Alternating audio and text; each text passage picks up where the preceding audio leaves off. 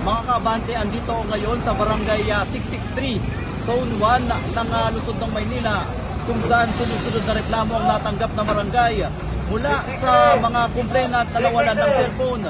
Ito ay yung mga suspect. Isa sa mga suspect ay nahuli pa ng mga pulis, nakadamit na Nazareno, pero iba pala ang pakay dito sa prosesyon.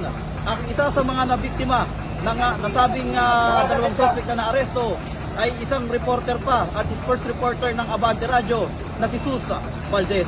Ako si DK Sarate ng Abante Radio. Ito ang balitang mabilis, mabangis at walang mintis. Ito mahiga po. Abang-abala na nagbibigay. Kumuha ko kasi ako pang report. Nasa likod ko ito, biglang may kamayo. Pagharap ko, niyakap na ako. Lumapit ka sa pulis. Dito kayo. Baka tumakbo pa kayo.